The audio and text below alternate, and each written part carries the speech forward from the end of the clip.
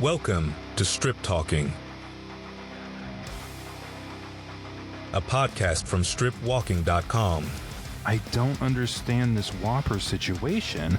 I did not eat tuna in college, despite my best efforts. A branch of the Branch Davidians, David Cornish. It's what brings fun to Vegas, math. Usually that's one of the things that really comes naturally to you is insulting me. All right, Geoff, you're the podcast expert. Spider-Pig. Nobody's going to care. Mom's not going to care. She's glad I'm hydrating. Don't put words in his mouth. Put monster burgers in his mouth. We can still be friends. I don't think so. I don't know that I'll respect you as much. I don't know that we can respect him at all. Take your ketchup meat back. In this episode, potential themes for the new casino on the Tropicana site are revealed. Mike and Jay rank meats. The Menendez Brothers are back. The guys discuss Zorkfest. And Cheerwine makes the Food Hall of Fame. Here are your hosts, and maybe. Hello, everybody. Welcome to this episode of Strip Talking Podcast, brought to you by stripwalking.com. Thank you so much for joining us. I am Jay, as you know. Got Mike here with me. Mike, how are you tonight? I've been better, but I'm here, unlike certain people whose names start with a G. Ah, yes. Yes, no Geoff with a G tonight. He will be missed in general. Under the weather. I'm doing air quotes with my fingers. That is true. I like a good set of air quotes. I don't think I use them enough. I mean, I think I have a kidney stone coming on. So. Oh, shit. Okay. But I'm still here. That's not good. No, they're not really that fun. But what are you gonna do? Not something I've ever experienced, but I have heard many bad stories. You never want to experience them. Yeah. It's all that avoiding fast food, I suppose. No Long John Silver's. Maybe that's the secret to no kidney stones. I thought it was all the beer, which I am drinking a beer out of a mug that I got at Treasure Island here, as a matter of fact. That nobody can see. But yep, nobody can see, but it's sweet. It's a skull. It's a very nice looking mug. Hold that baby all the way home. Checked baggage. Well, sorry about the calcification of your kidneys. Ben? It's the sensation, other than pain, of feels like I have to shit all the time. Really? I thought it would really be not pleasant. I thought it would be, number one. You'd think, but no, it's not. It's number two. That's weird. Yeah. The first two times were excruciating pain where I had to go to the ER. So knock on wood, it doesn't get to that this time. But I can definitely more sensitive to the signs now, and sure, I can tell there's something going on in there. But is there something rattling around? Is there anything you can do about it when you kind of feel it coming? I think you're supposed to do something about it before it gets to this point, better diet and drink more water. Right. I have been drinking a lot of water the last few days, and so I'm battling. I'm hanging in there. I suppose diet and exercise. That's what the doctor always tells me I need to. It's like, why did I pay $70 to come have you tell me that again? You told me that last year. But you've never had a kidney stone, so... Well, that's true. That's true. I do think you're supposed to eat less meat, which I really haven't been following that either. That's a tough one. Yeah, that's probably not going to happen. No. I am a meat eater. I would agree with that. I like meat. Not in that fashion, but there's some vegetables that give you kidney stones. I bet there is. It's just salty foods in general, right? Oh, I put a lot of salt on my vegetables. I think the sheet I got one time said eat out less and sure, more water. Obviously, drink more water is the number one thing they always say. Yeah. Which, I don't drink enough water, but what's enough? Exactly. Beer's got water in it. This is homemade beer too, by the way. Really? Is it a special flavor? Not my best work. A little bitter. Nah, IPA. Normal old IPA. You should make a kidney stone batch in honor of me. Okay. We could figure that out. Extra salty. Yeah, something a little salty, little painful when it comes out. I think I just almost coughed it up right there. It sounded like it. It'd be a lot easier. Yes. A lot easier. Yeah. But I suppose if your urinary tract and digestive tract are combined in that fashion or hooked together in that fashion, it probably wouldn't be a good thing. So, didn't I tell a story on one podcast of having I think the first or the second time they put a stent in there to open up some sort of passage? I do remember that. I don't know if it was on a podcast or we were just talking, but I remember you saying that. By far the worst part was having it removed. Oh, they don't leave it in there? No. And it comes out of a certain spot. Mm-hmm. But I think we can all guess where it comes out. Mm-hmm. There's only one place. And they don't put you under anything to take it out. Holy crap, that makes my penis hurt. Yeah. I have a high imagination for pain. John Wayne Bobbitt ain't got nothing on me. Oh, he had about 4 less inches it had to travel. So that's good for him. Wait, what now? Wait. What? 3 inches? What? 3 inches? 3 inches? 4, 5, 4. Are you making fun of me or complimenting? I'm not sure. No, it wasn't directed at you. He just had 4 less inches of his urinary tract after the situation. I was thinking he had like 8 or 9 or 10 inches, wouldn't you say? I have no idea. Well, moving on. Did you get some new lighting? I didn't turn all of it on. All of a sudden, you seem really lit up, and not in a good way. Not like, oh, here, I can do this. Well, that's a little. It's not bad. A lot of bags under the eyes. Get a little more rest. Man, ain't that the truth? You should drink some more water too. Yeah, I will after this beer. And eat less meat, a few less inches. Yeah, I do need more sleep. More sleep's probably good for kidney stones. I think so. Anyway, speaking of meat. Yeah. As promised on our last episode. Did we? Again, I was super drunk last episode. Probably be super drunk again by the end of this episode. Yeah, it's a pretty high alcohol beer. We're going to do meat rankings. We're going to rank our meats. Mm-hmm. I like this idea. And it's something that's overdue in the world, let's be honest. There's not a lot of meat rankings going on. No one's ever thought of this before. The definition, the rules of the ranking, I think need clarification. You had sent a list to prepare for our episodes like we often do. I know it's hard to tell. Like we often do or I often do? You know, I read what you send. I skim it, at least.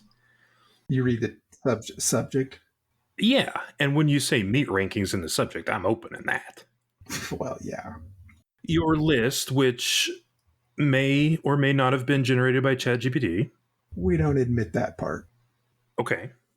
We totally wrote all of this on our own. I'd like to run this list through an AI analyzer. Probably doesn't work for lists, but I have a few problems with the list. I believe the email said if you have issues with the list, let's hear them, more or less. And you didn't email a damn thing. I thought it'd be better on the air, on podcast. Do you have a top 5 list or not? Yes, I do. But I didn't stick to the list. Son of a bitch. Well, okay, let me point out a few of the inaccuracies of this list. The whole point of the list was to have a uniform list that we could all stick to. All right. I pretty much stuck to the list. You have brisket and corned beef listed. Those are both the same cut. Okay, I didn't write this list. ChatGPT wrote this list, okay? Yeah. That's really all I was looking for. It's some honesty.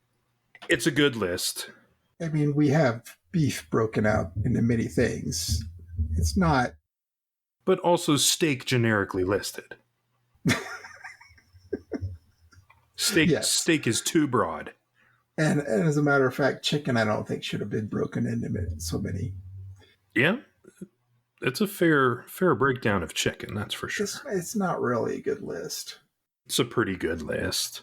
I was just being funny. I was going to read the list, but you didn't even go off the list. So it's a pretty long list. Let's just do our top 5. Let's start. And even though Geoff with the G's not here, he has provided his list for us to make fun of in his absence. It was supposed to be top 5. He only sent 4. I don't want to rag on his selections here, but he's already doing it wrong. I'm a little salty he didn't show up. Yeah, that's fair. Get it? You're salty? not supposed to eat salt.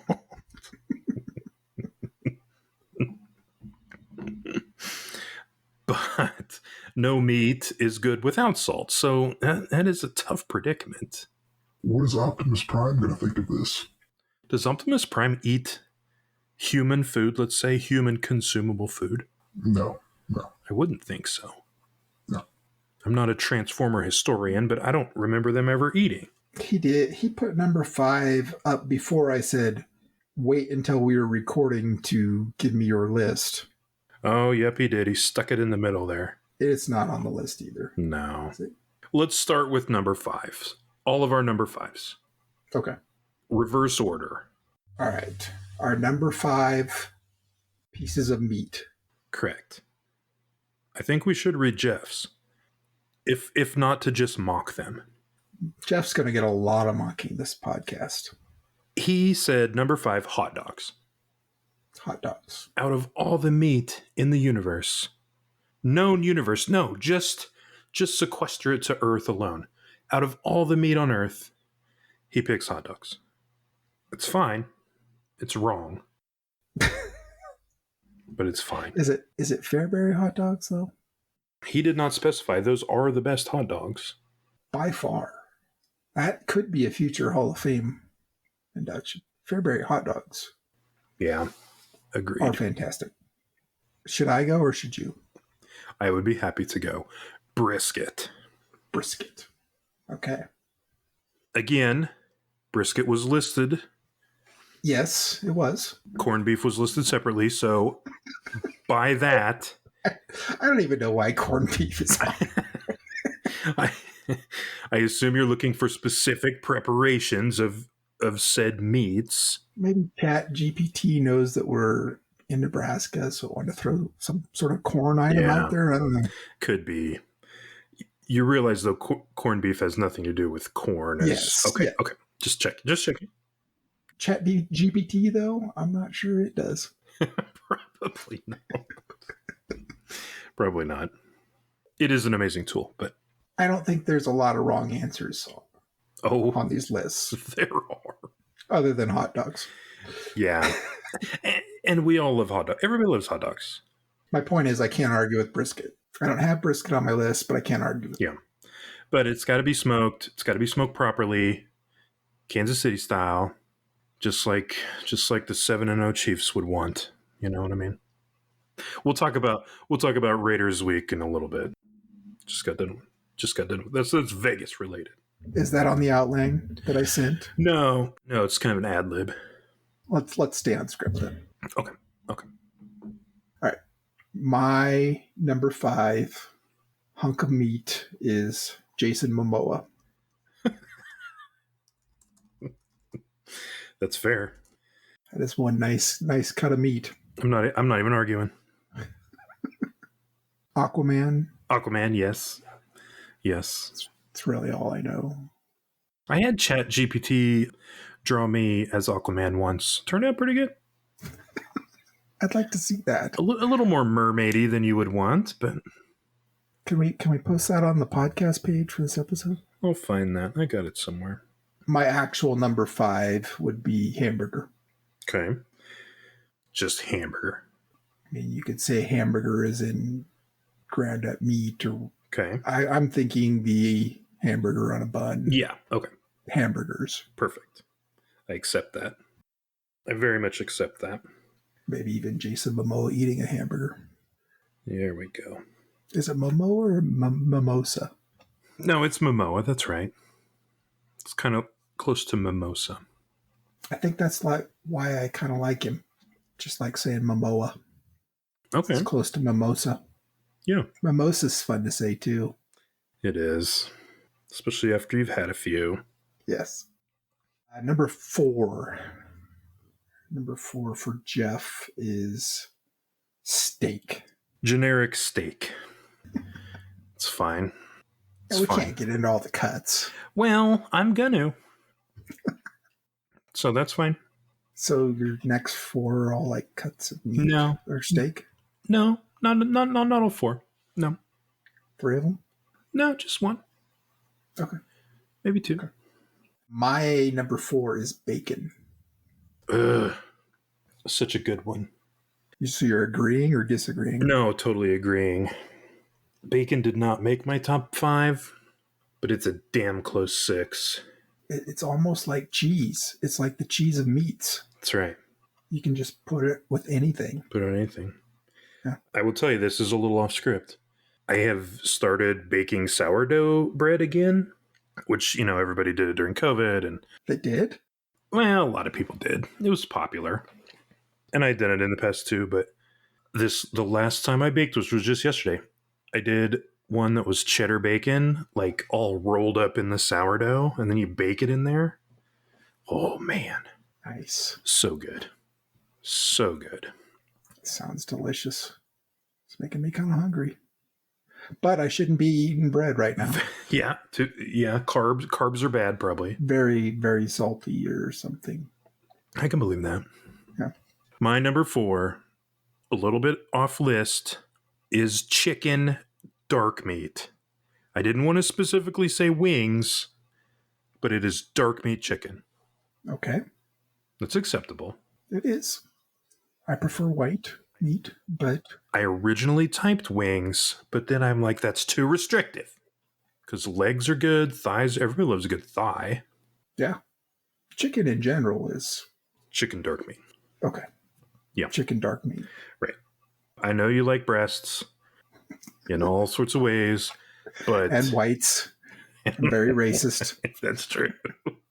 With my chicken. But there's just not enough flavor. You gotta go dark. Gotta go dark meat. Geoff with a G's number 3 is hamburger. Yeah. He says super versatile, so I assume he means all types of hamburger, not just hamburgers on a bun. Sure. That's fine. That sounds like him. Super boring. Super broad. Yeah. Hamburger, super generic, but whatever. Yeah, it's fine. It's fine. It's fine. I, at number 3, wait, your turn to go first. Pork shoulder, specifically. That is very specific. Yes. Very, very versatile in a Geoff with a G fashion, but that's where pulled pork comes from traditionally. That's where... So you could have just said pulled pork. All right, that's fair. I'll say pulled pork.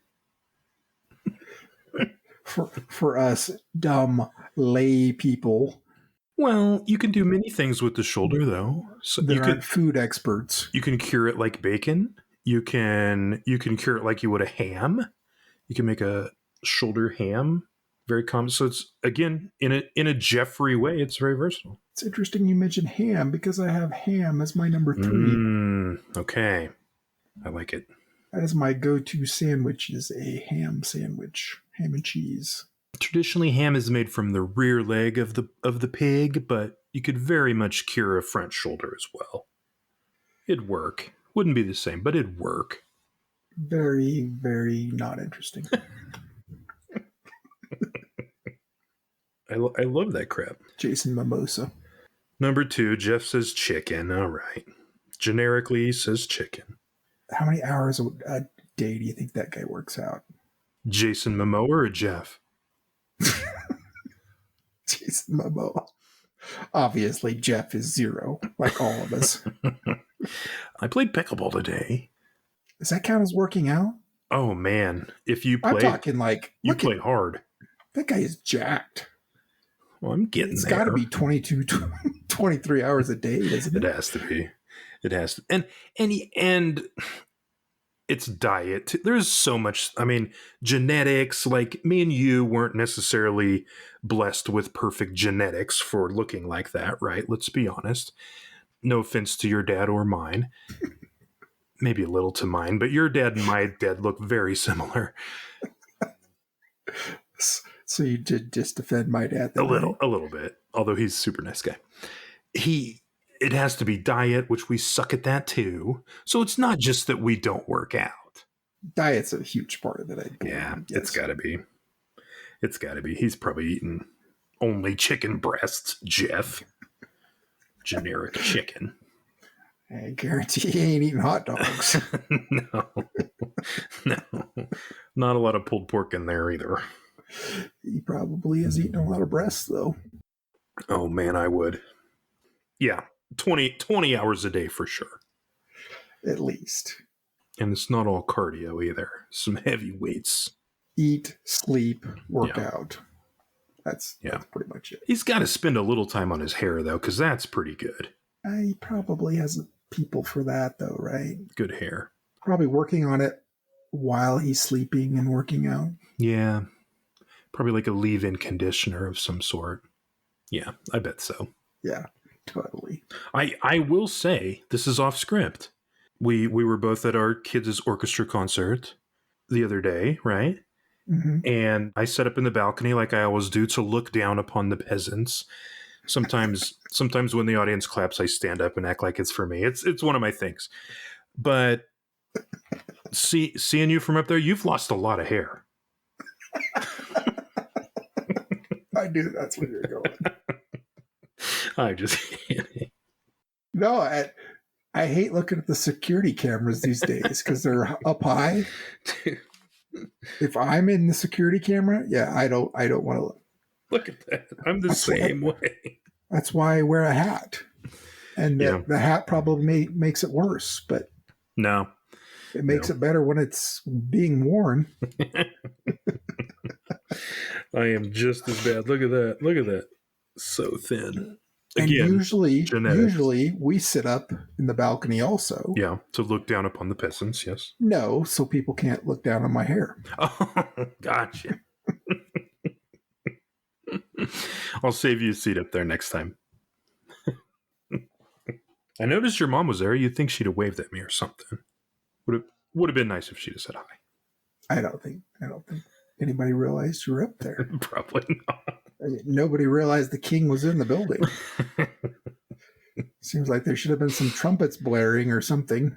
I played him on my phone a little bit, and as I walked in, but nobody could probably hear him. Yeah. Anyway, where were we? That was number 2? No, 3. 3. So I did ham. You did pulled pork. And Geoff did hamburger. So we're up to number 2, and you were announcing that Geoff did chicken. That's right. And then I got sidetracked. Yes, Geoff did chicken generically. Yes. I'm going to go ribs. Ribs. Ribs. Okay. And when I say ribs, I normally mean pork ribs, although there are many kinds of ribs. Beef ribs are delicious.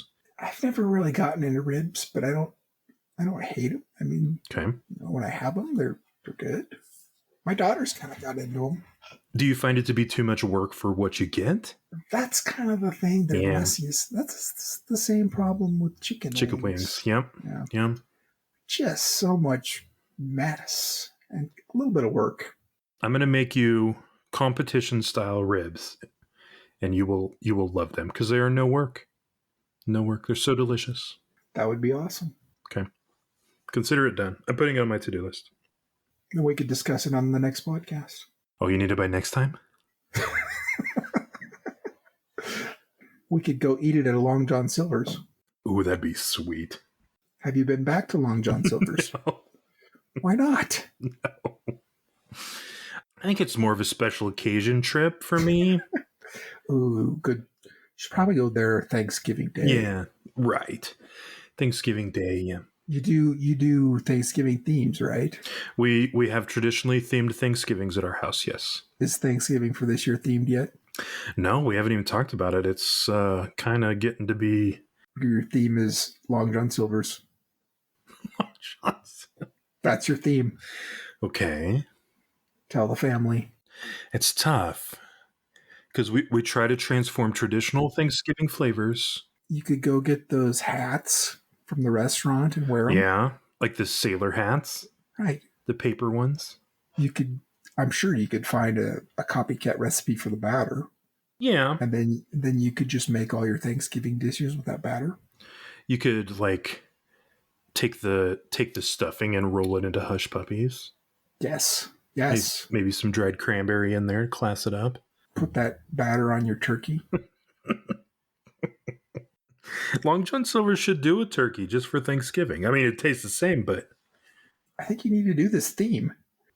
let's pencil it in. A lot of ideas floating out here. A lot of them I love, a lot of them I don't. You just said you don't have an idea. Well, I'm sure there's others floating in the air somewhere, whether I've found them yet or not. Not as good as that one. I'll pencil it in. I will commit to that. You're committing to it. We do. I will commit to penciling it in. That is on tape. I will commit to making it an option. It's not actual tape, but It's digital tape. it's being recorded. Yeah.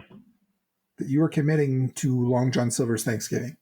If nothing else, I will draw up a Long John Silver's Thanksgiving menu. It would be legendary. It would taste the same. It would be legendary. Just for the laughs. Something tells me and you are the only ones that would laugh at that. Which is totally worth it. It's like the cards with my wife. She didn't think it was funny at the time. Yeah. But it grows on you. She'll tell the story forever. Mm-hmm. Mm-hmm. They'll tell the story forever. The Long John Silver's Thanksgiving. It's true. Legendary Long John Silver's. Yeah. Okay. I'll pencil that in as an idea. Might even land us a sponsorship. Okay. Worth a try.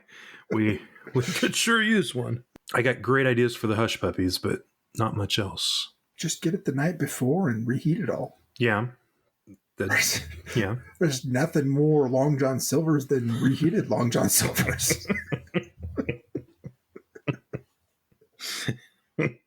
I like it. Maybe swipe their condiments bottles. Yeah.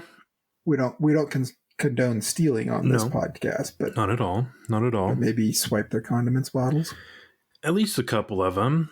Clean the tops and then... No, don't clean the tops. That's what will make it a Long John Silver's experience. That's fair. I'm loving this idea. I kind of want to come over for Thanksgiving. I'm gonna draw up what a potential Thanksgiving Long John Silver's Thanksgiving menu could be. All right, because realistically, we'll get that on the next podcast. Okay. We probably only got one, maybe two podcasts before Thanksgiving. Yeah, true. It is crazy. I don't know where this year has went. Okay, is that all the did you say number 2? My number 2 is generic steak. Generic steak. Good. Okay. So... Did you say number 2? Yeah, ribs. Ribs is my number 2. Ribs, yes. There's so many times that we talk about shit that we're going to come back to and we never do. No, I know. It's going to be really annoying for our 2 listeners. Oh, they get by. Hi, Mom. Hi, Mom. Hi, Mike's mom. All right, number 1. And then we're coming back to your number 2. But yes, number 1. Coming back to my steak? Maybe. Geoff's number 1, pork. Come on, Geoff. Come on. That's fine. It's too broad of a category. I just butchered a pig. We talked about it. We even tried to narrow it down. Yeah. Yes, we featured your pig butchering quite prominently on our episode covers of the last episode. I liked it a lot. I would like to bring Geoff to the next butchering session so that he can understand the intricacies that go with every cut of, quote, pork. Oh, I thought you were going to say so you could shoot him in the head. No, that would be bad. It's the toughest part. Shooting Geoff in the head's the toughest part? No, just the shooting. On Butchering Day, the shooting is the toughest part. I would imagine, yes. Yeah. Yeah. The rest's pretty fun, but that part sucks. My number one is a more specific cut of steak, and that is the ribeye steak. Okay. And that's the correct answer. That's the correct answer. Yep. Huh? Yep, it is. What was Jeff's number one? Oh, yeah, pork. Pork. Well, I was sticking to the list. Actually, no, I wasn't, because the list had narrowed it down, didn't it? I went very generic with chicken. Okay. But I could narrow it down to white meat chicken. Okay. Although I don't hate dark meat, but I prefer white meat. When you say white meat, you really mean a chicken breast. Yeah, pretty much. Thighs are probably considered white meat, although I honestly consider them more dark meat, especially commercial chicken. But anyway, we won't get into that. I do like the breasts. Right. But I could get even more specific and say Chick-fil-A chicken. Okay. There's no better chicken than that. I don't have a lot of Chick-fil-A experience. But you've had it. Yes, I have, and it has been quite good. It's very, very tasty. More for the sauce than anything for me. The sauce? You and your breading. Long John Silver's, holy crap. So what all this tells me, at a psychological level, you're just using the white meat chicken, because it tastes like nothing, as a It's like nothing. As a conveyor for other things, for sauce, for breading. It's really the sauce and breading that you like, not the chicken. Isn't that just what you said? You like Chick-fil-A for the sauce? Yeah, but it wasn't my number one. So move your steak up to number one. Call it correct. So I don't eat sauces. You know that. I do know that. The chicken is all about the breading. Okay. Or the skin, or yeah, the sandwich. It's usually on a sandwich. I like a good chicken sandwich. Yeah. No, I do too. Good sandwich in general. I do too. I put sauce on it, but I do too. Chick-fil-A, I put cheese on it. It's almost sauce-like. Yeah, you can't argue with putting cheese on it. No, you can't, especially since Jeff's not here. If you were to pick a specific steak as your number two, what would it be? You know, they're all good. Ribeye's correct, but you could also say New York strip, filet. I was going to say filet, probably.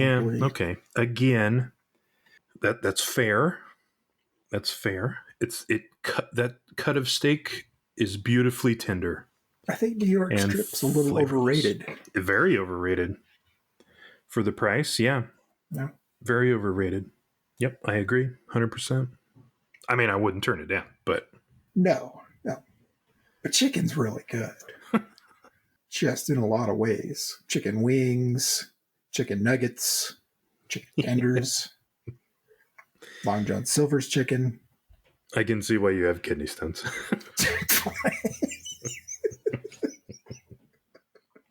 Do you think Long John Silver's trip was the tipping point, and that's why I have a kidney stone now? It had to be. My kidneys have hurt a little since then, to be honest. I bet they have. I thought it was from the drinking, but might not be. Definitely Long John Silver's. All right. That's a fair ranking. Some right answers, some wrong, but we can all agree that Jason Mamoa belongs on the meat list. Tastiest cut of meat there is. That's from two straight men, too. That's right. And Geoff. Geoff would agree. Yeah. That's what I mean. And Geoff. All right, moving on. Let's talk about something a little more Vegas. Do we have anything big? Oh, yes. This Motley Crue thing. Not super recent news, but announced a few weeks ago. Yeah. Maybe a month. And performances are, March and April next year? Yes. You gonna go? I like this. It would be pretty sweet. I like the our genres are starting to show up in Vegas. Yeah. In some ways I don't, because that means we're getting really fucking old. Correct. That's exactly what it means. But yeah, that's kind of cool. Although they're not original now, because Mick Mars is too crippled, I believe, to play the guitar even. which is kind of sad. Been a pretty hard run there. He's got some sort of muscular disease or something. I think that's right. So I don't know. This tickets are 75 and up, so 100 with taxes and fees. If I was in town, I'd probably go. I'd probably go. It's too classic to not go. I mean, I went to Poison when they were in Omaha, so. Yes, I would go. Yes. Tropicana went down a few weeks ago. It was kind of quiet. It was quiet. Maybe I just wasn't on Twitter around that time, but it just doesn't seem like there was a lot of chatter about it. I thought they would make a bigger deal of it. Yeah, maybe they did and I just missed it, but it did seem like the end of an era that could have been capitalized upon. I think, like we talked last time, rooms were a bit pricey around there, those dates, but still, there were some videos out there that I watched that were kind of cool, but I don't know. It's sad. Happy and sad at the same time. I'm excited to see what they build there. You know, we've got some Vegas insiders here at Strip Walking. Damn right. Remember we had that upcoming points options list for MGM a few episodes ago. Yep. Well, I got my hands on, well, I didn't. Through our insiders, we got our hands on some, sounds like they're going to theme this new casino. They should. And some potential casino themes they might be considering for it. You want to hear them? Yeah, I do. We always say that we miss some of the theming that gets lost from time to time. Yeah. So these themes are a little bit out of the box thinking, I would say. Okay. I like it.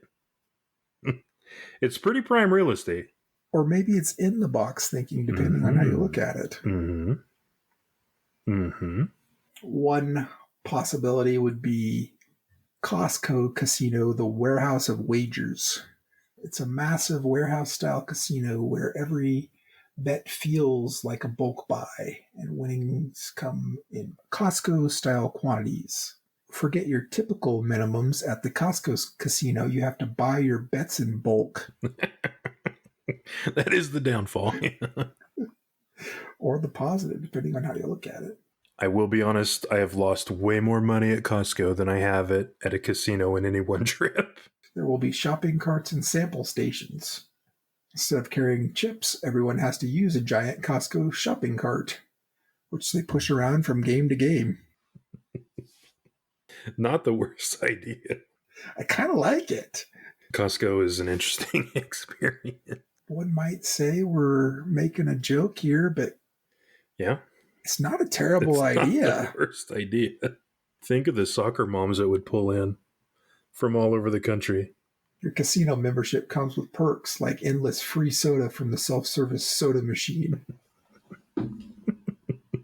The bouncers at the door scan your membership card before you enter, just like the real Costco. If you don't have one, you can sign up for a guest pass, but it comes with conditions. No access to the members lounge, and you're limited to half-size bets at every game. Yeah. I like it. That's not bad. I would definitely go to that one. That's not bad. They have rotisserie chickens in the back. Yes. Huge aisles of toilet paper. How about rotisserie roulette? Ooh, that's not bad. Every number is just a little piece of chicken. Seems like there's an idea in there somewhere. And of course you exit through the food court. Right. Which should be at any casino, really. Yeah. Another option would be Spirit Airlines Casino, the budget Bettors paradise. I like this already. Everything from seating to drinks comes at an extra cost. Even breathing in the spirit of the place might set you back $1 or $2. Kind of sounds like most Vegas casinos already. It'll be designed to look like the interior of a no-frills airplane, complete with cramped rows of slot machines, fluorescent lighting, and strategically placed emergency exits that lead you to more games. Every game has a convenience fee tacked on, from the slot machines to the blackjack tables. Want to place a bet? It's an extra $5 for a seat and an additional $2 if you want to cash out at any time. And don't even think about changing tables without paying a transfer fee. You even have to pay for your seat, otherwise you have to stand and play. Yeah. Complimentary drinks come with a mandatory $7 service charge. I'm surprised they don't already do that in Vegas. No shit. Every hour, the casino triggers a turbulence lockdown event. The lights flicker and fasten seatbelt lights come on, and the announcement booms. Attention, Spirit Casino guests. We are experiencing turbulence. Please return to your seats and fasten your seatbelts. During this turbulence, all players are required to sit down and keep gambling for the next 5 to 15 minutes. No snacks, no bathroom breaks, no walking around. Not the worst idea. See how the theme fits into making money there? Fits in the whole way. Yeah. There's probably only like 3 little bitty bathrooms in the whole place anyway. So. Anyone caught wandering or standing is immediately, air quotes, deplaned, escorted off the casino floor by staff in full flight attendant attire who shout things like, "Watch your step," and "Mind the gap." Sure let out.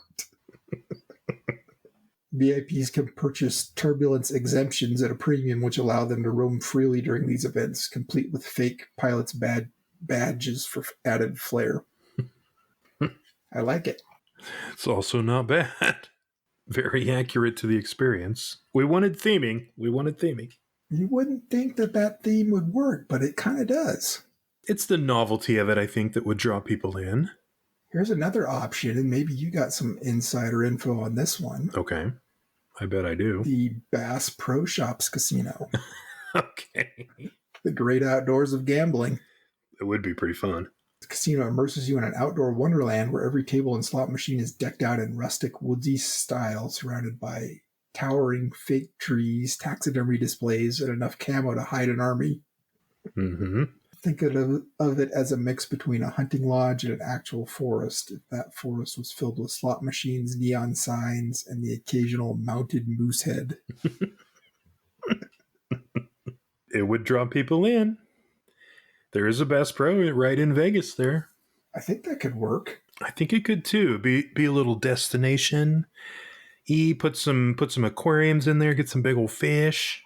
Fishing hole slots. Yeah, that'd be good. Cocktail waitresses in camo bikinis. Yes.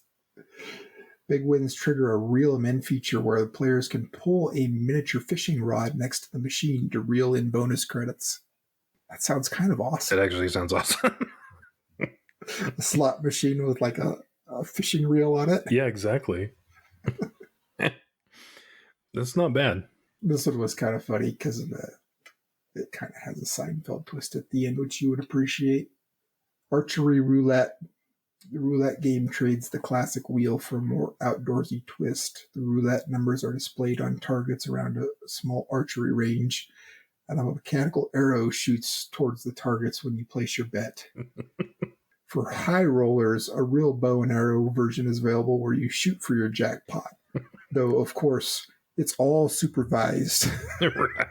I was going to say there are definitely some OSHA concerns there, but in the right conditions, if it was supervised. What was that on Seinfeld? Seinfeld, yeah. Kramer making pizza. Oh, making pizza. Yeah. That's right. He was gonna open a pizza store where you make your own pizza. It's all supervised. Yeah. You make the dough, you put it in. Yeah, it's all supervised. Yep. Classic Seinfeld. I don't know which is the best so far. I still like the Costco one. I think as far as theming goes, that Costco still probably wins. I like the outdoor one, but like that honestly, that could be a real casino. Like, how is it not a real casino already? You'd think it would be. Yeah, agreed. Maybe not Bass Pro Shops, but why wouldn't Bass Pro Shops sponsor it? Yeah, for sure. Still some boats in there. You just have a giant lake in the middle of it that you could actually fish in. That'd be sweet. There's a couple more potential options on this list. 2 more, in fact. Dollar Store Casino, the bargain basement of betting. All bets are $1. No more, no less. Okay. Even the high stakes tables are set to $1 minimums. Want to play big? Just bring a stack of singles and get ready to feel like a high roller without blowing through your paycheck. There would be a high roller section that lets you bet $5. Okay. But that's as fancy as it gets. See, that might work too. You'd have to push some volume through it to make any money as a casino, but you would draw people in. I imagine walking through the slot machines and it's just like random slot machines everywhere, like not organized at all, just everywhere, crap on the floor. Just like a real dollar store. Yes. But I kind of like the idea of all you can bet is $1. But that like takes all the pressure out of, Yeah. Do I bet $1? Do I bet $5? Sure. Do I bet 1 line? Do I bet 10 lines? Again, I think It's all $1. As a casino, you'd have to push a lot of people through. It'd be all about volume, but it might work. Just like a real dollar store. Exactly. Another added benefit, you would only have to have one color of chip in the whole place. That'd be handy. The math would be easy. Yeah, it would. No limit poker'd be tough, but we'd figure that out.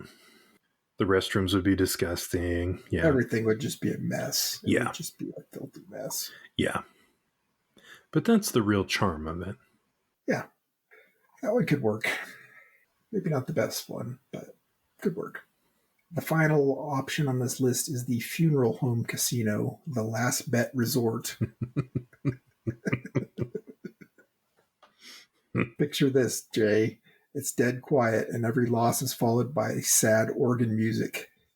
If you win, they offer you a final resting place, a burial plot in Vegas with a tombstone that reads, "At least you hit the jackpot." This one's for when you really want to gamble your life away.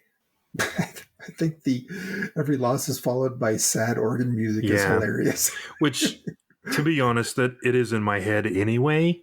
No matter what casino I lose in, but I like the idea though that it's super quiet too. Like no slot machine noise or anything. It's just deadly silent.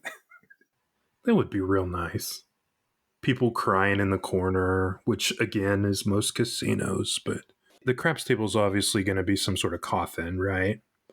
That writes itself right there. Yes, good call. The casket craps table. It's uniquely shaped like a large open casket. The dice are tiny skulls, and every roll comes with a moment of respectful silence. If you lose on a roll, the dealer solemnly places a mini carnation on your chip pile. It's a lot of work for the dealers, but it's a nice touch. If you hit a winning roll, the dealer rings a small morning bell and announces he's gone to a better place.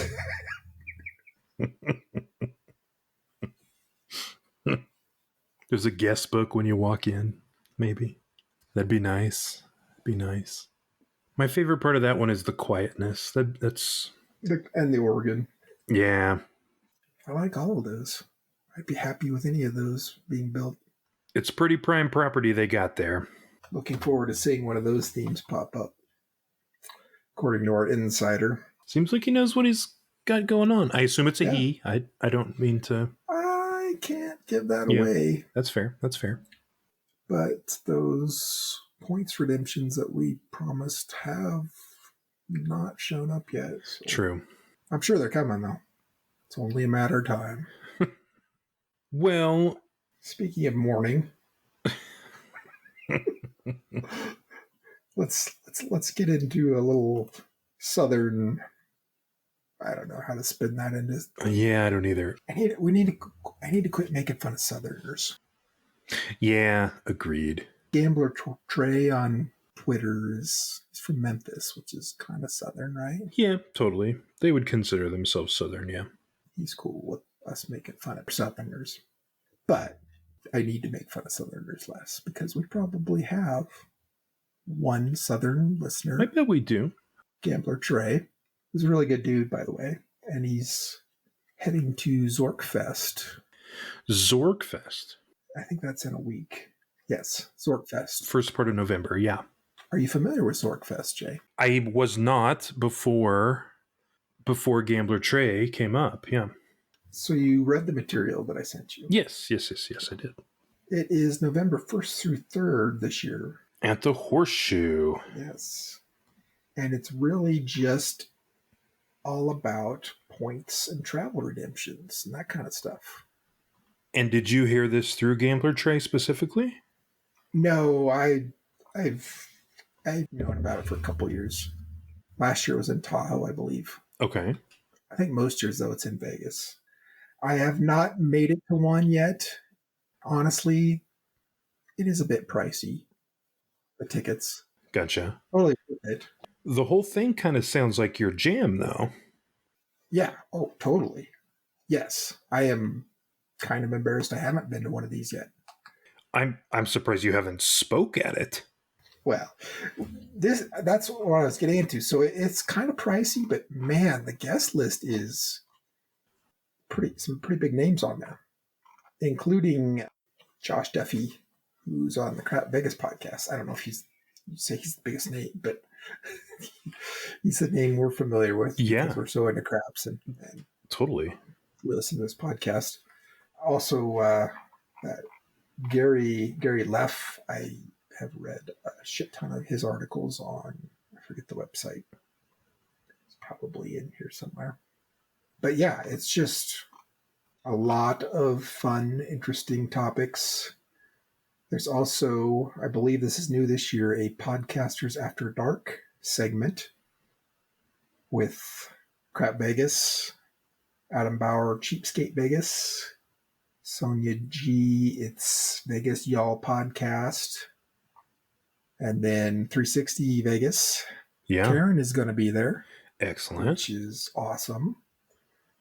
And then Mark and Dr. Mike from You Can Bet on That. So that's definitely a who's who of Vegas podcasts. Interesting. That's a pretty good panel. Yeah. Tickets, as of the time we're recording this, they only had, I believe, 6 of the advance tickets left. They're $388 in advance. And then they jump up to $588 once those are sold out. Or the day of the event, or when it starts. At the Horseshoe. I like that. If you can make it, or if you're going to be in Vegas, if you're into points, if you want to get into points, it's going to be a heck of an event. You should go, Jay. It sounds pretty sweet.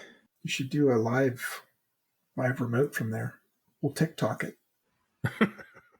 I'm sure there'll be lots of TikToking it there. They have a coffee dice event, which is craps. Yeah. So that'd be right up your alley too. Yes, it would. It's not all points and miles and credit cards. They make a little time to gamble too. Good. I like that. I believe the rooms are all sold out, or that part is closed, but you could just make your own arrangement and still go. Sure. Yeah, lots of options there. Just a few on the Vegas Strip. travelzork.travel/Zorkfest if you want more information on that. I highly recommend it. Trying to maybe get Gambler Trey to come on when he gets back and give us the rundown on what he did and what he thought of it, because really, really, really would like to make it there one of these years. I think it's every year right about this time, early November, right before F1 fucks up the whole strip. Yeah. We won't get into that today, though. No, but we should in a future episode. Last time I was there, which is the time I took the kids, that it was pretty close to going. Did it mess up your holiday, as the Brits say?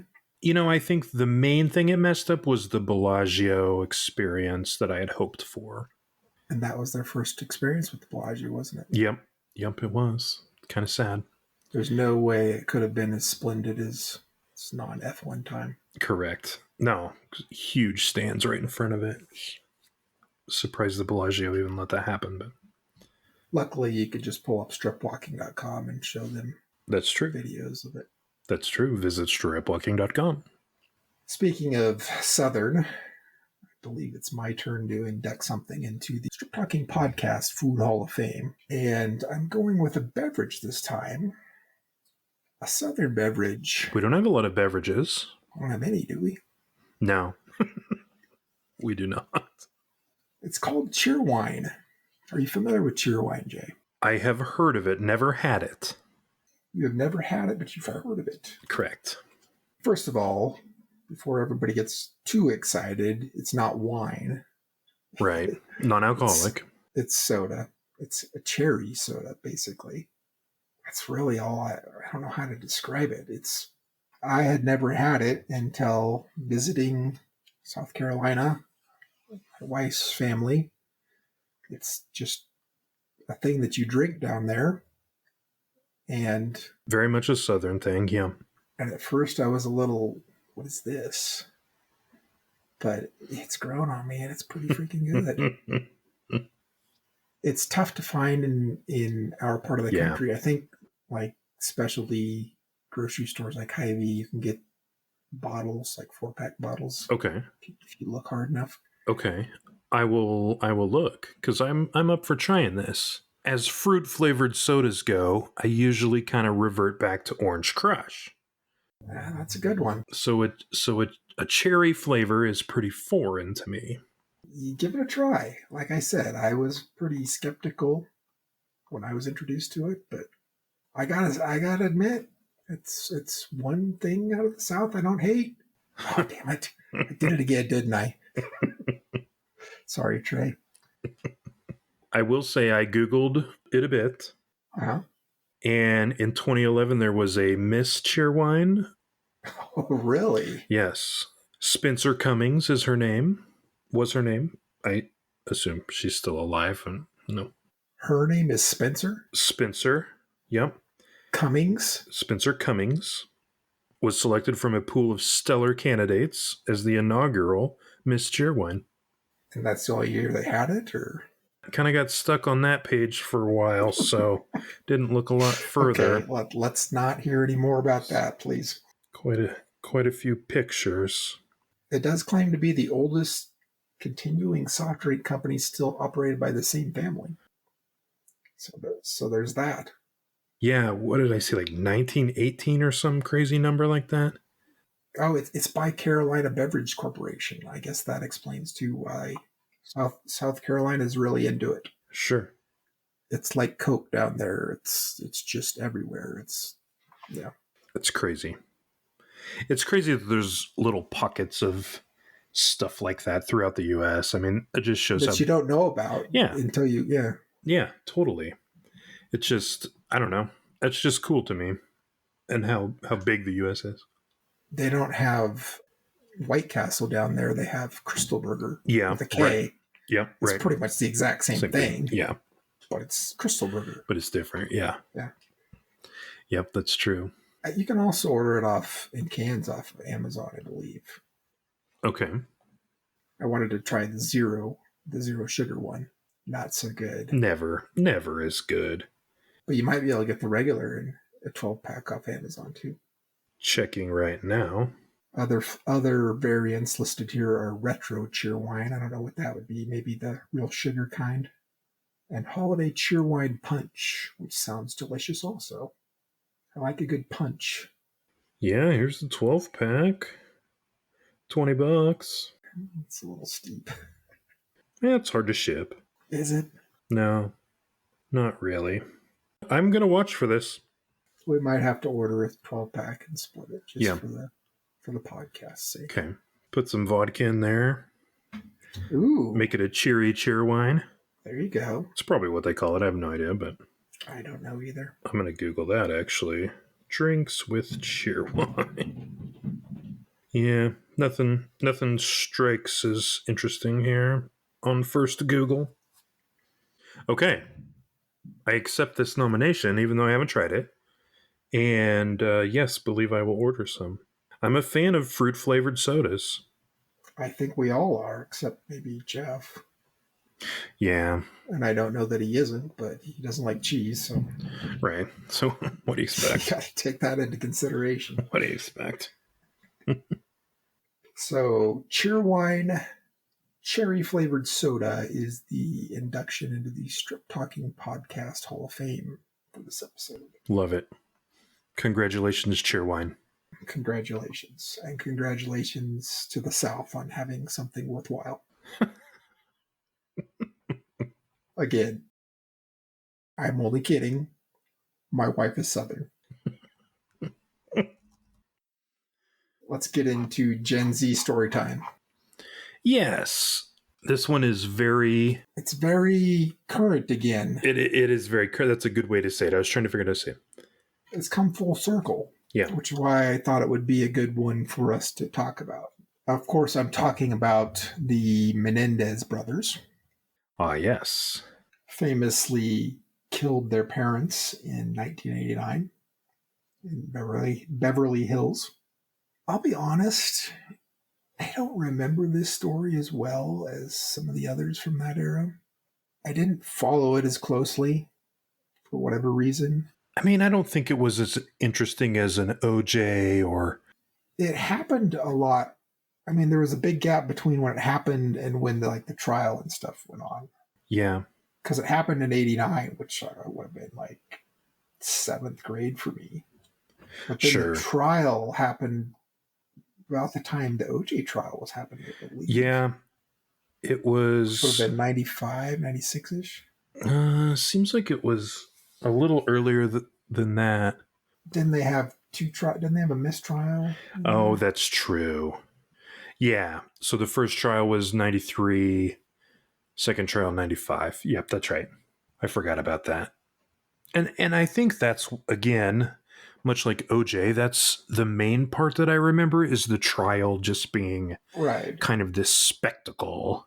They claim they were abused sexually, emotionally, however else, pretty much any way you could be abused. You're right. The prosecutors said they were just trying to get the parents' money. Right. Which they went like on a crazy spending spree. So that never really looks good. No. I don't think there was ever much dispute as to whether they did it right. It was just a matter of... Right. Of why. Whether they were doing it kind of in self-defense because they were being abused or whether they were doing it just pure cold blood because they wanted money. Exactly. That's exactly the way I remember it, yes. And they ended up getting convicted and are currently still in prison. And Netflix recently did a documentary on them, which is why they're kind of popular, so to speak, again. Yeah, or at least came back to the limelight, yeah. I did find one thing on Wiki kind of interesting. They're both married or got married in prison. Can you do that? How does that work? So on July 2nd, 1996, Lyle married Anna Erickson at a ceremony attended by Abramson and his aunt Marta Menendez, officiated by Judge Nancy Brown. Too bad his parents couldn't be there. Okay, that was funny.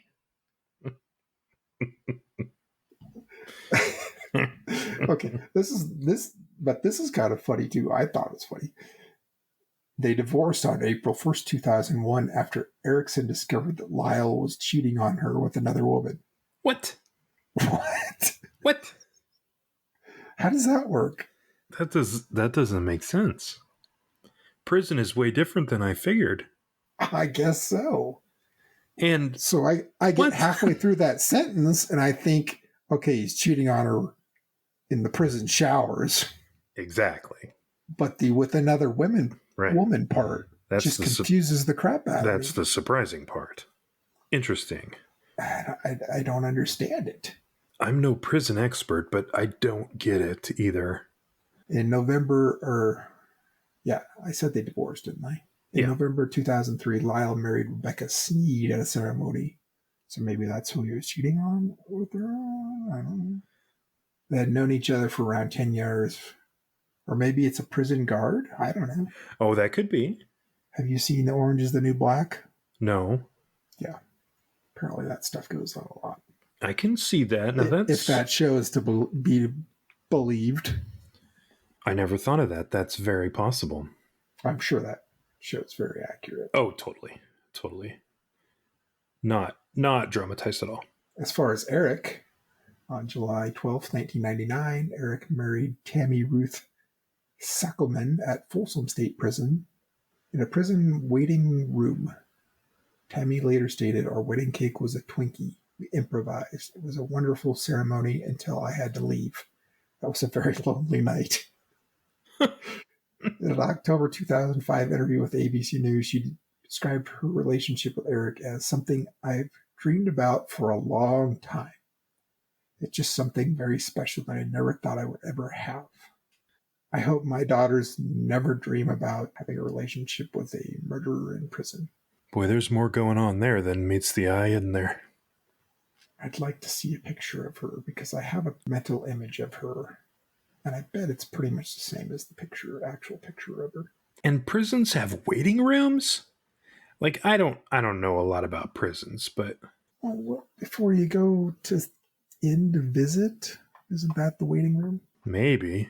In 2005, Sackerman, that's the wife of Eric, self-published a book. They said we'd never make it, My Life with Eric Menendez, but she said on CNN's Larry King that Eric also did a lot of editing on the book. He had plenty of time. In an interview with People magazine, she stated, "Not having sex in my life is difficult, but it's not a problem for me. I have to be emotionally attached, and I'm emotionally attached to Eric. My family does not understand. When it started to get serious, some of them just threw up their hands." That's a natural response, I would say. She stated that she and her daughter drove 150 miles every weekend to visit Eric, and that her daughter refers to her as Earth Dad. What does that mean? I don't know. Some sort of kinky There's more going on there. kinky waiting room threesome stuff going on. Definitely. There's some psychological something there. Oh, yeah. These women aren't exactly pillars of society, should we say? No offense, Southerners. Are they Southern? I mean, They're from Beverly Hills. no, probably Southern. Gotcha. Sorry, Trey. Interesting. But the reason it came back up is that now they want to let him out. So the only reason now there's momentum to let him out is because of the movie, right? Like, if Yeah. the movie doesn't come out, there's no way, no chance in hell they're getting out. But now all of a sudden there's all this momentum, and a judge has issued some sort of, resentencing thing? Yeah, Because originally they got life with no parole, I think. correct. That's correct. So they could get resentenced now with parole, which means they could potentially get out at some point. But there had to be new evidence or something. No, well, yeah, I think maybe there was. Like a letter from a cousin or something that's kind of validated their abuse claim, maybe. Gotcha. Okay, so that makes a little more sense. Right. Like, you can't just bring it back up because some movie came out. But I still question whether this would have gone anywhere if Gotcha. the Netflix thing hadn't come up. Yeah, good point. Eric also says he's going to live in Vegas with his wife if he gets out. So there's that. Oh, Yeah. might run into him down on the strip somewhere. Yeah. Could be real interesting. Interesting. Just don't have a lot of money on you. Or have him know that you have a lot of money. Exactly. Wow, that's wild. But that long in prison, you got to be a different person at some level. They have a lot of supporters. Like the Kardashians are big supporters of them. A lot of famous people are advocating for them to get out, Gotcha. which, Again, shouldn't mean anything. no, it shouldn't. And I'm kind of on the side of, you kill somebody, you rot in prison. Sorry. Yeah. Especially if you admit it.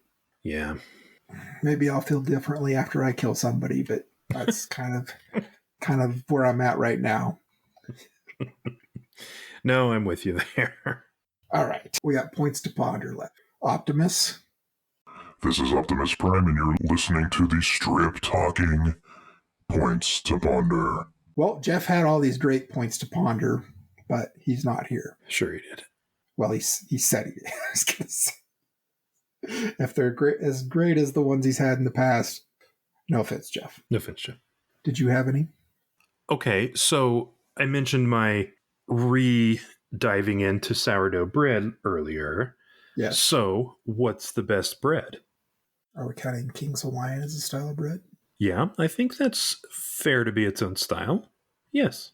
I'm going to say King's Hawaiian if I'm allowed to. I like a good sourdough. Yeah. And I'm going to say sourdough just because that's kind of my thing right now. Ciabatta? Is that a bread? Yeah, yeah. But you can make ciabatta's more of a style than a. No, I guess it'd be its own thing. But you can make like sourdough ciabatta and things like that too. So run off real quick for the listeners, not me, because I'm a bread expert. True. Like the top 8 or 9 style types of bread. Top 8 or 9 styles? You know, if you were gonna have a pool of bread. Okay, to pick from. Types. Yes. Sure. So I would say, I'm just going to start naming them. So sourdough, obviously. You have your standard kind of store bread, your sandwich bread, let's call it that, which is traditionally a little finer crumb, a little sweeter bread, a little softer. I do like white bread. Is that racist? Yeah, it's like a little bit, but you're correct. You have your rye breads. Yeah, I don't like rye bread. Rye bread's pretty good. Back to that corned beef that was on your meat list. Put that on some rye. It'd be good. Does it have actual corn in it? No. But there is cornbread. Cornbread should be on the list. I got one. Italian urban cheese. Okay. That's one, right? And traditionally, that's more of a flavor of a specific type of bread. Like at Subway. At Subway, which I think legally wasn't there a lawsuit that they couldn't actually call it bread for Subway? Really? Something like that. Hey, I'm not aware of that. Yeah, Google that sometime. I think there was a lawsuit filed about it actually being called bread. But somebody will fact check that for us. Yeah, let's fact check that. Although bagel is probably more of a preparation, but it is... No, not a bagel guy either. No, but it's a type. It's a style of bread. Too chewy? Yeah, see, that's the style. Chewy bread. Yeah, it's the style. Bread shouldn't be chewy. They're boiled before they're baked and that sort of thing. It's a whole process. Okay. So there's lots of types of bread. Yes, this went on a lot longer than I. Okay, sorry. Well, you said 8 or 9. I don't know why I said 8 or 9. I should have said 2. That's my bad. That is your bad. Yeah. All right. You got another one? You go ahead. Are we going back and forth? It's really the only one I came up with. There's brioche. Brioche. I like brioche. Brioche is good. Focaccia. Bless you. Pita bread. Okay, sorry, I'll stop. I can go with pita bread. Yeah. I'm in the right mood. Oh, definitely. It's pretty much a thick tortilla. Right. Which I've wrapped many types of sandwich meat up in tortillas and basically made a sandwich out of it. Correct. My first point to ponder: who would win an arm wrestling contest between myself and Jason Mamoa? You know, I think it'd be interesting to watch, but I think there's one clear winner. It's me. No, not you. No. But I have been eating less salt. True. One punch to the kidney, you'd be down. Why is he punching my kidney? We're arm wrestling. That's a strategy. Would he break my arm is the question. I think he's probably disciplined enough to know how to not. How much force he needs. Right. I think he could, but I don't think he would. Probably just use his pinky. All right, I got a real one. Okay, good. And I've supplied a list to assist. Mm-hmm. You have that list? Yes, or I did have it open here. A list of all of the team surnames. Right. In professional sports, the 4 major professional sports in the U.S., which would be hockey, baseball, football, Basketball. Basketball. Yep. Which team has the worst mascot or surname? The worst name. The worst. Okay. That's a good question. Is there a correct answer to this one? I don't know. So I thought there was going into it. I had one in mind, but as I look at it, there's a lot of bad ones in hockey, and maybe we got to throw hockey out. Maybe we just got to limit it to basketball, football, and baseball. Okay. Because hockey's got some really bad ones. No offense, Southerners. I'm not sure it's a Southern thing. Yeah. Good question. I will let you pick one before I say what I had in mind and give you my thoughts. If you want to throw out the NHL, I'm completely fine with that. Okay. I've never liked, and this covers two of them, like 49ers, 76ers. The number ones, I never liked that. And it's not because I hate the 49ers. Right. Even though we beat them in the Super Bowl. That's a good answer. I just never liked. I didn't even consider those, but that makes sense. Yeah. I mean, I know they have meaning behind them or whatever. 76ers. Yeah. Is that? I don't know. Year of the U.S. birth. Is that it? 1776? Honestly, I have no idea. I'm guessing it's Philly, right? True. The 49ers is some sort of gold rush thing. But then they just end up calling them the Sixers or the Niners. Like, they don't even say the full name. The other problem with this is I think I'm overlooking some of those really, if you're looking at it objectively, I think they are bad. Yeah.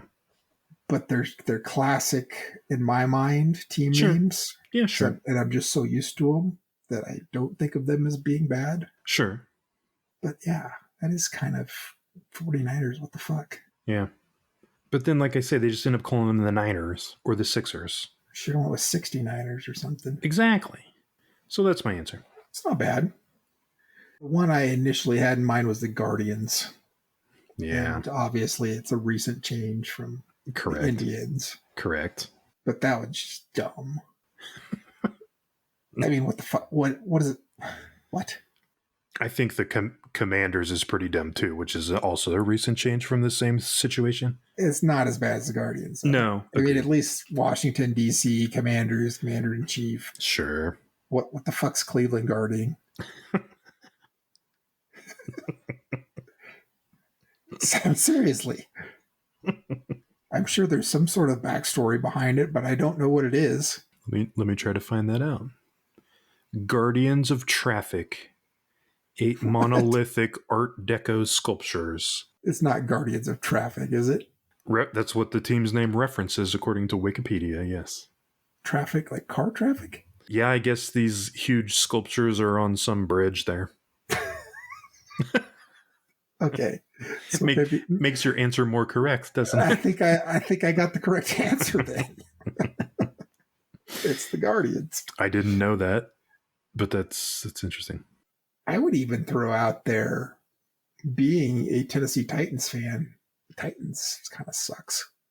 You mean the Titans themselves suck? Well, that too. But the Titans name, Titans, is stupid.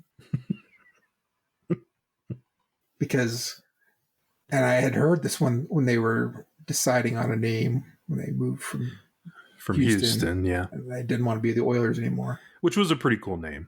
Yeah, very cool. The Oilers, cool uniforms. Yeah. Yeah. I wish they had moved, obviously. I was a Houston Oilers fan back in the day. Sure.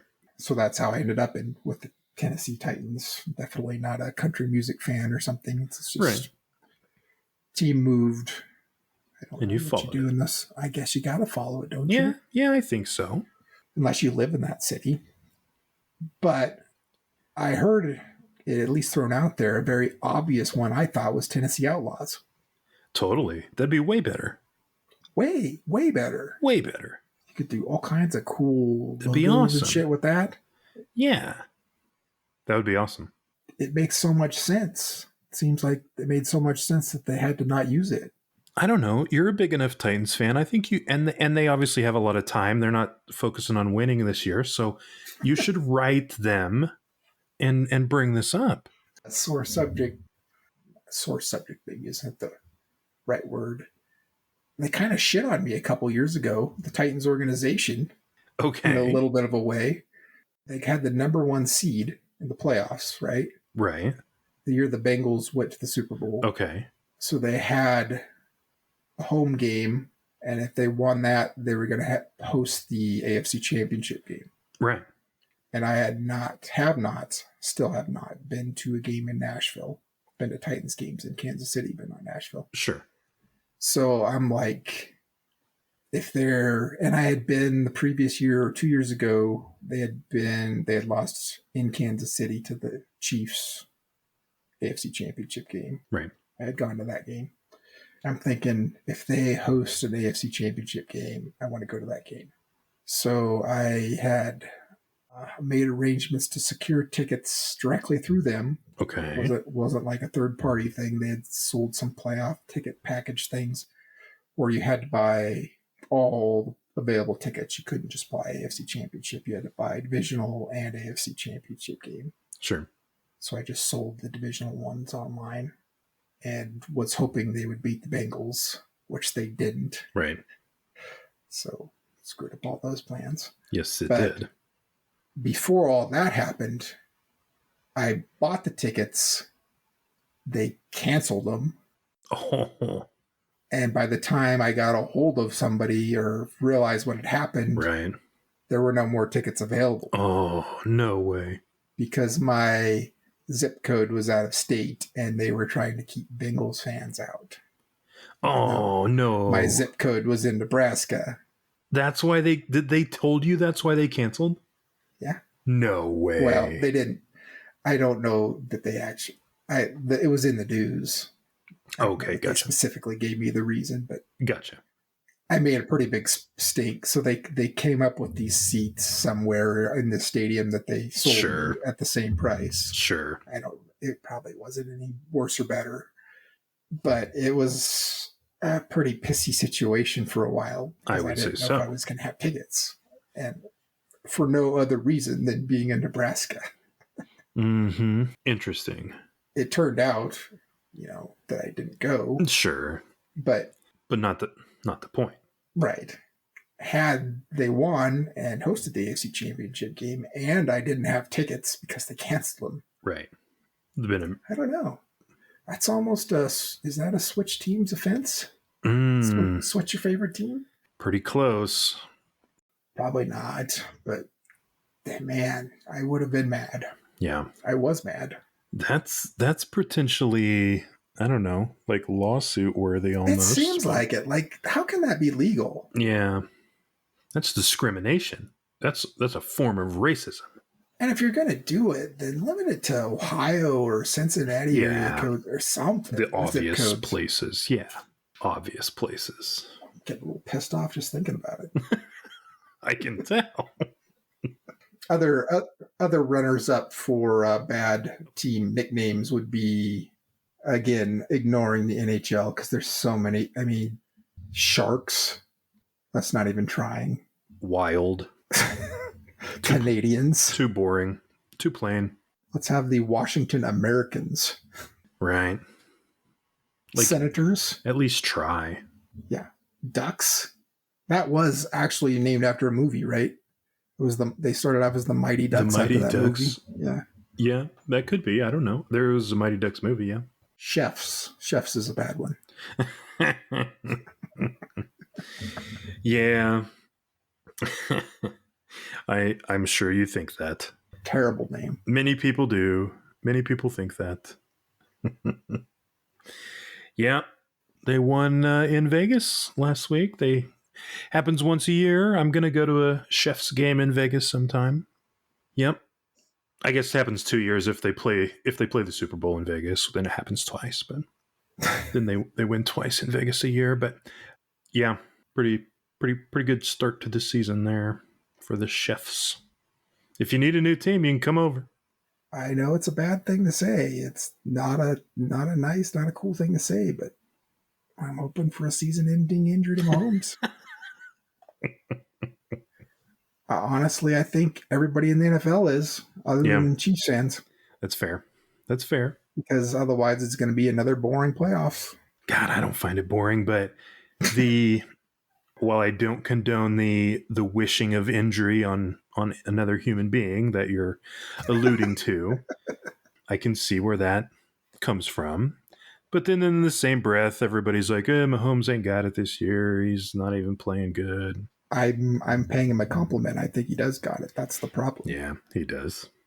The problem is he can have a bunch of bums around him and still win it. It was nice of the Titans to trade a Pro Bowl receiver for basically peanuts. But I was going to make fun of you for that a bit. But that's how Titans franchises operate, though. They're titans of losing. Titans of industry. I was going to bring that up, but I thought it may be a bit of a sore subject. Damn, Steve McNair mistress cursed the franchise for the rest of eternity. I will say, and we can close on this, Polymarket has Taylor Swift being engaged this year at a 19% chance. 19%, huh? Yeah. That is the one thing other than an injury that could bring down the Chiefs. Could be their Yoko Ono. A real dated reference for the Gen Zers. 13% chance that they'll break up in 2024. Which one are you betting on? I'm betting no. No? Betting no, yep. You think marriage? I don't think any relationship status changes at all. It's got to end in one or the other. Which would you bet on ending? I think it's got legs. I think it's going all the way. Not this year, but all the way someday. I'm betting on he cheats on her. All right. Gentleman's bet. With a Southerner. No offense. Let's see. I'll bet you a Cheerwine on it. Done. Okay. All right. Wrap up time then. Yep. Well, on that note then, thank you for listening. If you enjoy our podcast, please consider subscribing and giving us a rating, as many stars as possible. You can find us on all major social media outlets at Stripwalking, or by visiting stripwalking.com, of course. Thank you again for listening, and may all your sevens show on the come out roll.